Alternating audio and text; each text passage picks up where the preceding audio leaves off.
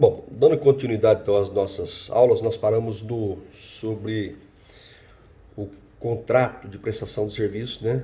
Que além da procuração, o contrato, então, seriam as duas peças que vocês, como futuros advogados contratados pelo cliente, deverão providenciar no primeiro dia, né? Após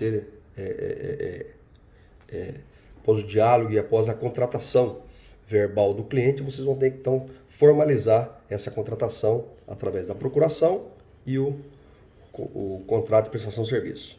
Observe que o contrato de prestação de serviço ele é um contrato bilateral e oneroso, né? Então vai gerar obrigações e deveres para ambas as partes. Então, só para vocês terem uma noção aqui, quais são as obrigações então do advogado, né? Quando ele formaliza um contrato de prestação de serviço, né? Ele tem o quê? Ele tem que prestar o serviço, né? O serviço para qual ele foi contratado. Então, se for o caso de uma apelação, de uma defesa na própria instrução, ou na fase indiciária, vocês também tem que descrever que você foi contratado apenas para a fase indiciária, lá do inquérito policial, ou apenas para a fase da ação penal. Ou então no processo todo, aí vocês vão ter que definir isso para ficar bem claro que é do inquérito, da ação penal e futuras ações recursais. Então, cuidado. Até para tribunais superiores nós temos a situação. O que é tribunais superiores, né? Então, aquela situação. Nós temos o duplo grau de jurisdição. Não temos o triplo grau na Constituição Federal. Mas o que é esse recurso a tribunais superiores? É quando há uma afronta, né? O próprio Tribunal de Justiça mantém uma sentença, por exemplo, de primeiro grau, e não observaram alguns requisitos que você, desde o tempo das alegações finais do primeiro grau, vem alardeando e ninguém agasalhou, ninguém quis enfrentar a sua tese de defesa. Então, você fala das alegações finais, o juiz passa omisso. Você mantém nas razões recursais e o colegiado fica omisso, ou não quis enfrentar, ou enfrenta de uma maneira em prejuízo, né, da defesa. Aí nós temos então, vislumbra uma situação de recurso a tribunais superiores. E como é que se situa em relação a isso? Qual que é? Então, pontualmente, vocês vão analisar o quê? Se aquela afronta em relação a uma lei federal, é cabível então um recurso especial ao Superior Tribunal de Justiça. Ou se aquela afronta em relação à própria Constituição Federal, né?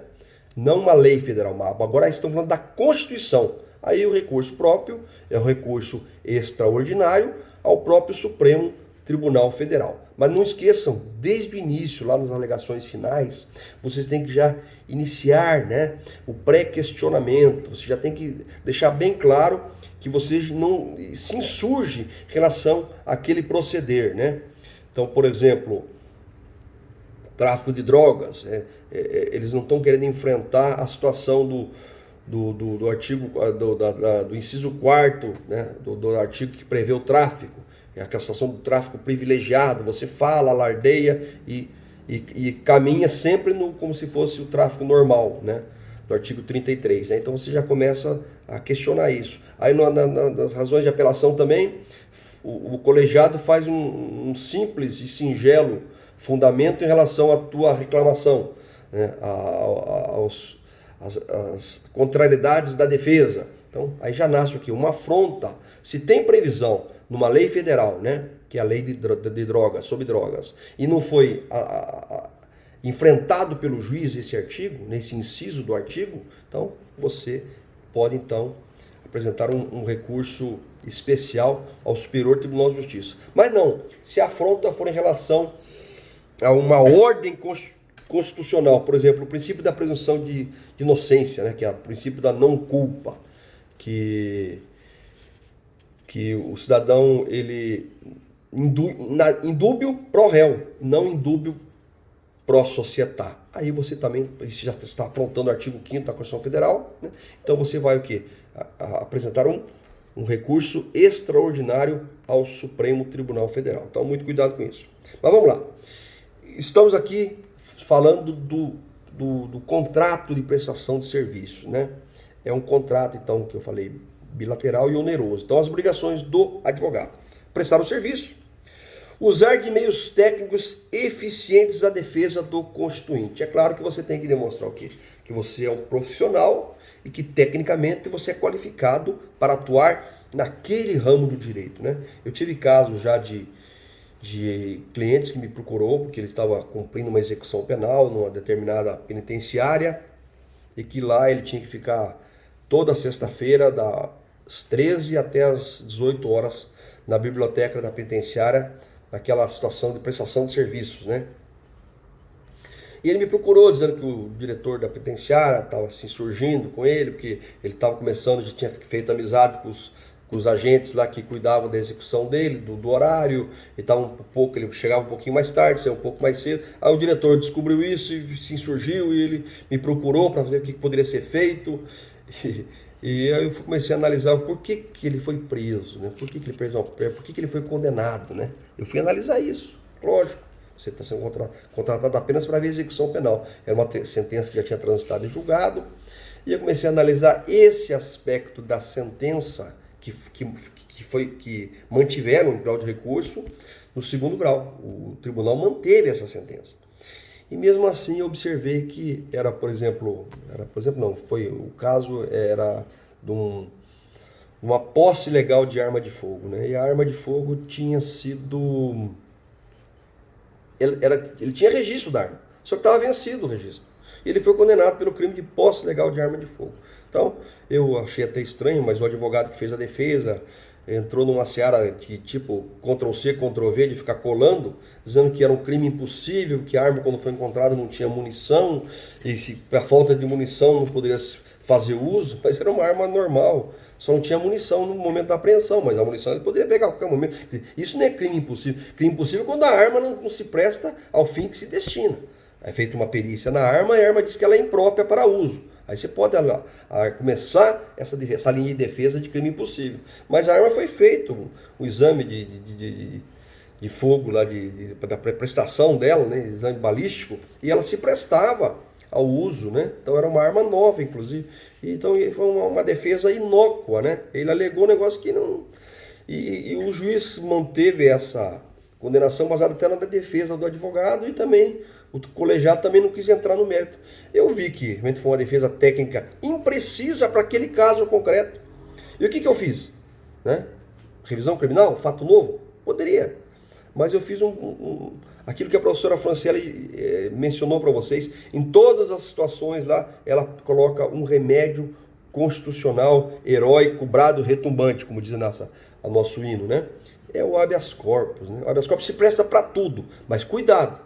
Em concurso, você vai sempre ser levado a apresentar um habeas corpus e não era o habeas corpus. Você tem que sempre, o habeas corpus tem que ser esgotado os outros recursos, né? Nesse caso eu não esgotei, porque para beneficiar o teu cliente, o habeas corpus tem aquela situação de liminar, né? Liminar. Então na liminar do habeas corpus você consegue reverter muita coisa. Mas para concurso público, cuidado.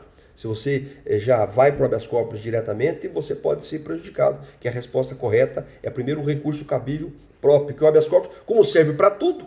Então, se toda a resposta você falar que é o habeas corpus, você não terá a questão validada. Então, cuidado. Na prática, não. Na prática, o habeas corpus é muito eficiente, né? Eficiente. Então, eu simplesmente disse que não teve uma defesa técnica, foi uma defesa insatisfatória e que nessa situação o cliente não estava assistido, né? Que é um dever do Estado de fiscalizar também essa situação, e teve um desembargador muito preparado, muito consciente, não é porque ele agasalhou a defesa, não, porque ele analisou os reclamos da defesa e liminarmente ele anulou a sentença.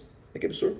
Anulou a sentença e considerou o cidadão como primário e voltou a ser primário. Veja a força do habeas corpus, né? Até em sentença que já tinha transitado em julgado e mantida a condenação pelo Tribunal de Justiça. Então, essa situação do contrato de prestação de serviço, né? O meio técnico eficiente à defesa. Como terceiro, nós temos que ter o seguinte, ó, eximir-se de qualquer culpa dentro do processo, né? Então, quer dizer, você não pode avocar para você o insucesso da demanda, né? Do litígio que você foi contratado. Então, você não pode não pode perder prazo, né? Deixar de requerer uma diligência que auxilie na prova, como foi o caso dessa aqui. Então, você tem que ser diligente em relação a isso, né? que você pode até responder isso, porque você formalizou um contrato de prestação de serviço.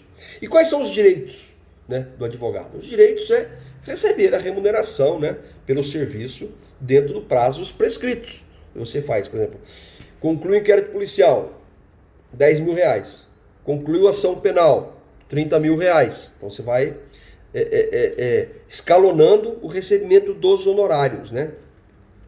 E também, com o teu direito, né, você tem o direito de encaminhar a sua defesa técnica que você achar conveniente e não com a intromissão do cliente, né? Ou de outro profissional, falou, olha, você é meu advogado, mas eu tenho um amigo meu que é advogado também e ele queria ajudar, tal. Gente, é claro que se vier para ajudar, para somar, é plausível, mas a responsabilidade é sua. E você não se submete a crivo de nenhum outro profissional ou no próprio cliente. Às vezes o cliente ele te contrata, mas ele que quer fazer a defesa, né? Então, muito cuidado com isso. Tenha cautela com isso, né? Então, você tem que falar para o cliente, olha, eu não trabalho com outros advogados ou com advogados de minha confiança. O meu trabalho é com o meu corpo de advogados, eu que faço a defesa. Se você quiser qualquer ingerência de outro profissional, você contrata aquele profissional, né, para fazê-lo. Tá? Então, eu não aceito esse tipo de intromissão e deixar bem claro isso no contrato, né? Que você que é o responsável, que quem está sendo contratado é você, né? Os deveres são seus e os direitos também, né? Em relação ao constituinte, né? A pessoa que te contrata, o cliente, né? O que é as obrigações dele, né? As obrigações dele inicialmente é pagar, né? Pela conta prestação do serviço e no prazo devido. Né? Foi feito um contrato, tem que ser respeitado os valores e os prazos ali determinados no contrato. Outra obrigação do cliente, veja bem, olha, mas que é bem complicado isso aqui, se você omitir no teu contrato, né? É colocar à disposição do constituído, ou seja, do advogado, todos os elementos, né, que facilitem provar o seu direito. Você fala que fez isso, aquilo, mas você não fala, você não apresenta, você não ajuda o teu advogado àquela prova que você disse possuir. Então, voltar ao exemplo que é mais comum do álibi, né? Fala assim, doutor, eu não podia ter matado aquela pessoa porque naquele dia eu estava na escola. Né? Mas ele se levou você exigiu a lista de chamada, então você tem que, o cliente tem que se obriga, se ele alega um fato, ele tem que provar esse fato. Então o ônus da prova é de quem alega. Então ele disse que tinha essa situação, então ele se obriga o quê? A apresentar todos os documentos, todas as testemunhas, né? E outras situações que dependam exclusivamente do cliente.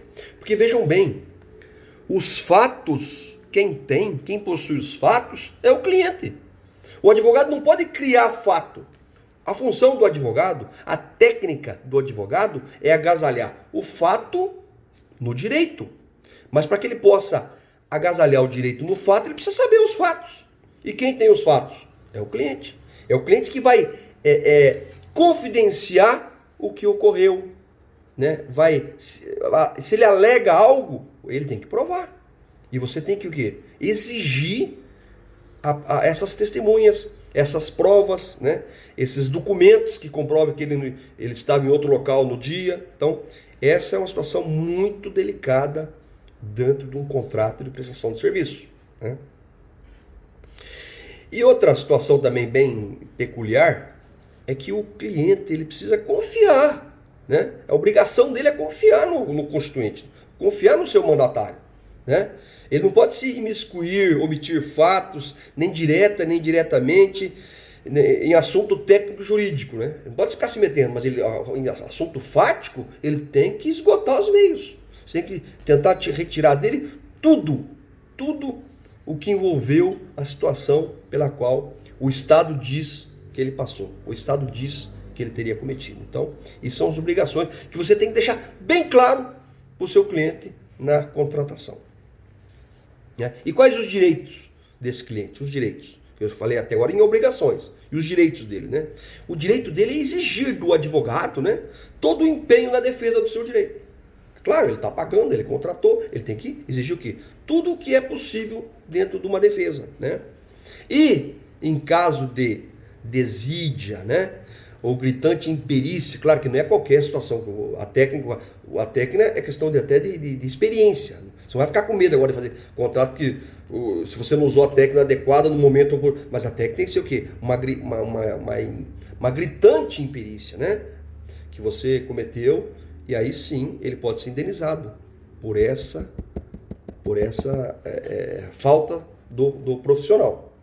É claro que prazo já é diretamente responsabilidade do advogado. A partir do momento que você junta uma procuração nos autos, né, e você já está responsável pelos prazos, né, principalmente os prazos. Sobre a técnica em si, até pode ser relevado, pode ser discutido uma futura ação de indenização civil. Mas o prazo é fatal. O prazo é fatal. Tá? Então, deixe bem claro para o cliente.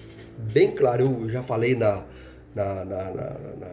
vídeo passado, vou repetir agora. O trabalho de um advogado é uma atividade meio, né? Uma obrigação de meio, não de resultado. Você não pode prometer resultado para ele. Então não é uma obrigação de resultado, é uma obrigação de meio. Então deixe o seu cliente bem ciente disso, né? E não garanta nada, não fique falando que é amigo de aquilo, amigo daquilo. Isso só vai denegrir o próprio profissional, né? Você pensa que você vai estar angariando a confiança do seu cliente? Não, ele vai sair dali falando mal de você. Então você tem que garantir o seu trabalho, que fez ele te procurar. Você foi até ele foi até você, perdão, porque ele ficou sabendo ou soube que você fez algum sucesso, ou que você é uma pessoa de técnica razoável em relação àquela situação que ele está sendo contratado. Tá bem? Então, muito cuidado com isso. E, como todo contrato, né, você tem que prever também um caso de rescisão, né, voluntária. Eu até aconselho os meus alunos, né, de graduação, também os profissionais que lá laboram comigo, é evitar imposição de multa às partes, né? É claro que você não quer mais, porque é uma relação de confiança extremada, né? Então não precisa exigir, não. Se você não ficar comigo até o final, você vai ter que... Não, você pode até exigir que o que você foi contratado é pela ação penal toda. Se você não fracionar o inquérito, a ação penal, a instrução, você tem que ter direito até a sentença. Mas não em relação, por exemplo, a que já foi combinado em recurso, por exemplo. Então, cuidado. Então eu falo que se tiver uma rescisão, que seja voluntária e sem imposição de multa às partes, né? Sem ônus, né? Só que você tem que já receber o que você fez. Isso tem que exigir, é um direito seu, né? Então, porque nós estamos tratando aqui de liberdade, gente, isso é um tormento na vida de qualquer cidadão, não só a liberdade do teu cliente, que muitas vezes não é nem o teu cliente que te contrata, são familiares deles, né? É uma mãe, é uma esposa, é um irmão, né? É um pai. Então isso envolve emoção também, então muito cuidado com isso, porque o crime, gente, né? O crime, para ser definido como crime, temos que voltar lá no direito penal, na parte geral, né? O crime, ele é um ato humano, né? Um ato humano típico. O que quer dizer típico? Tem que estar previsto na lei, né? A tal da conduta, do resultado, do nexo causal e da tipicidade, que é a correlação da conduta com o resultado. Tudo isso tem que ser demonstrado pelo Estado, né? Não é você que vai demonstrar que o Estado tem que falar que se ocorreu tudo isso. E mesmo assim, o cliente fala assim: doutor, eu cometi a minha conduta foi isso mesmo, o resultado foi esse mesmo, teve correlação na minha conduta, eu tenho saída. Mas nem toda tipicidade, nem todo fato típico que você agasalha ali na conduta, nem toda a conduta humana que é típica é culpável. Ou melhor, é crime. Ela pode ser o quê? Tem que ser contrária ao direito. Se for em favor do direito, não é crime. A tal da antijuridicidade, né? Tem que ser o quê? Tem que ser antijurídico, contra o direito. Se for a favor do direito, não é crime. Exemplo?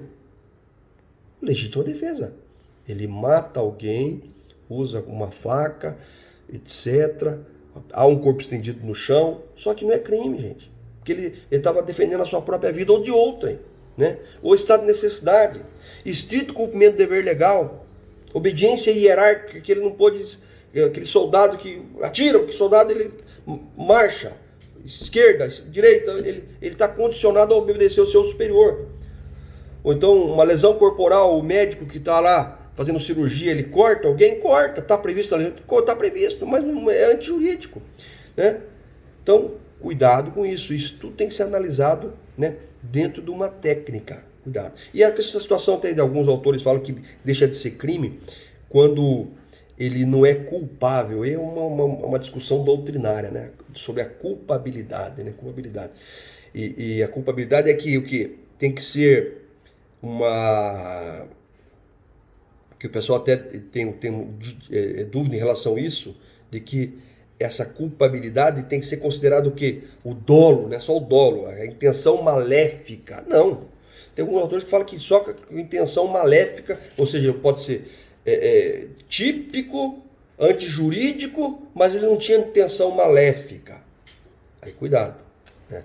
Eu entendo que para ser crime basta a conduta, né, o fato típico ali o fato típico e a antijuridicidade, contrário ao direito. A culpabilidade, nós vamos definir em relação à aplicação da pena, né? Isenta de pena, mas não isenta o crime, né? Então, essa situação tem que ser bem colocada. Então, nós temos que ter... Porque nós temos os crimes culposos, né?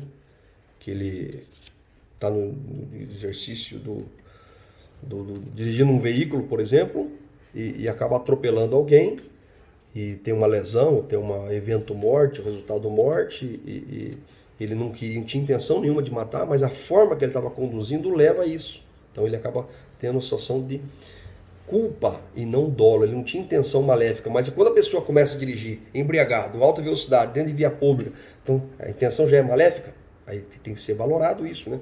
Esse tipo de conduta. Então eu entendo que para ser crime basta o fato típico e antijurídico, que é a culpabilidade em relação à aplicação, à isenção da pena ou não, né? Então, voltando aqui para a nossa, quase terminando essa segunda aula, mas eu vou já adentrar aqui no fato,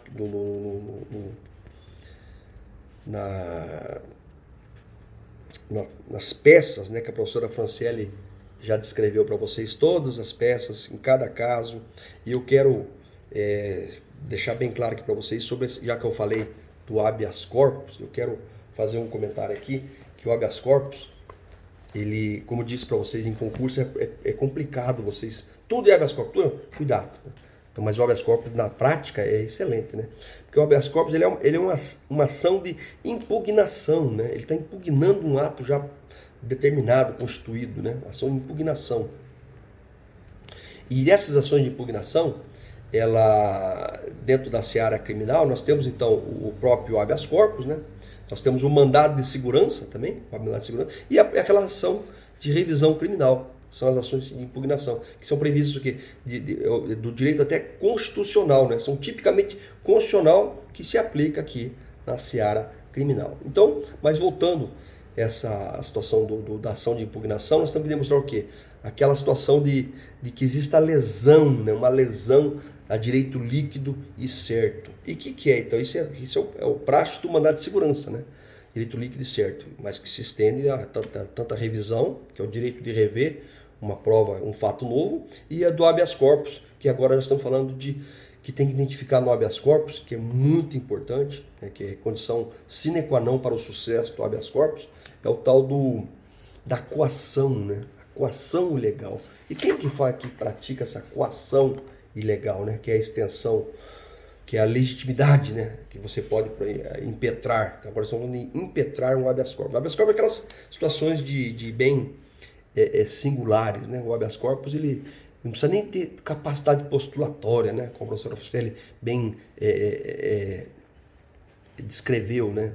Ele pode ser proposto de qualquer do povo, até pelo próprio preso, né? Tivemos casos de presos que conseguiram uma liminar redigindo num papel higiênico, né? A redação dele foi... Então não tem uma forma assim, estritamente formal. Claro que tem que ter pode ser até com qualquer pessoa, porque não tem que ter capacidade postulatória, precisa ter técnica. Mas aqui o mínimo, quando é proposta por advogado, Nós temos que tomar cuidado. Porque o advogado ele passa a ser o quê? O impetrante. Né? O passe, como nós somos que é um remédio, então se nós temos um impetrante, quem que é o paciente? Né? É o doente, né? Que em analogia à saúde. Mas o paciente é o quê? É o preso, ou que está na iminência de ser preso. Então nós temos que identificar os sujeitos processuais do habeas corpus. Né? Nós temos que identificar, então, além dessa descrever essa coação ilegal, nós temos que identificar a autoridade coatora. Né? Nós temos autoridade coatora, assim como o mandado de segurança, autoridade coatora. A autoridade coatora é aquela que está o quê? Praticando a dita coação ilegal, né? E abusiva, né? no nosso cliente, no nosso paciente. Isso está tudo lá no artigo 648 do Código de Processo Penal. Você vai ver essas situações de abusividade, né? Da conduta de autoridades. Mas você tem que identificar. Então, por exemplo, aqui, o cidadão foi preso. Foi preso, o delegado prendeu ele na já tive um caso concreto disso, gente. É claro que hoje está bem mais difícil com a situação do ProJude, essa evolução de tecnologia. Então, mas pode ocorrer. O cidadão foi preso numa sexta-feira.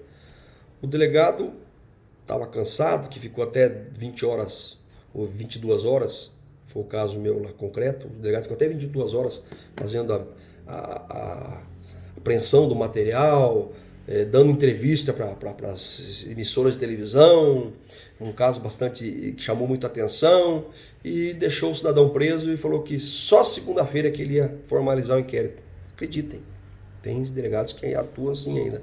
E eu, quando fui contratado, fui até o local, uma cidade próxima aqui de Londrina, Maringá, vou até dizer a cidade, Maringá. Cheguei em Maringá, não consegui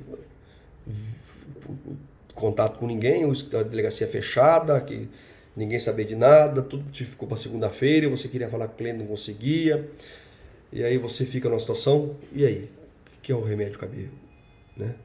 Quem que é a autoridade coatora? Será que o juiz, aí você entra em contato com, qual contato? Qual o juiz? Em cidades maiores você tem vários juízes, né? Então qual o juiz? É o juiz de plantão criminal, né? Quem que veja lá, todo fórum tem lá fixado na porta do fórum as escalas, né? As escalas dos. Então você vê lá o telefone do escrivão, o escrivão de plantão. Se liga para o escrivão. Sou advogado, estou aqui, cidadão fulano de tal foi preso hoje. E você vê se já tem algum comunicado, o senhor está sabendo, o escrivão. Não sabendo de nada, não. Foi vinculado nas emissoras de televisão. O senhor está sabendo? Não estou sabendo. E já nós temos uma situação do 24 horas, né? 24 horas do quê? 24 horas para comunicar ao juiz. Ou é imediatamente? Então, cuidado com isso, hein? É imediatamente tem que se comunicar ao juiz, né? A formalização 24 horas. Então, tem essa dúvida. Então, o que você faz? Eu redigi um habeas corpus, né? Identificando como autoridade coatora o delegado de polícia, que manteve aquele cidadão preso sem comunicar ao juiz. O juiz recebeu, pelos horários que eu teria mencionado, até fiz essa situação que só segunda-feira ia ser formalizado o flagrante, só numa sexta-feira. O juiz de plano deferiu o liminar, pediu para ser apresentado o preso e concedeu o habeas corpus. Então nós temos que identificar aqui a autoridade coatora.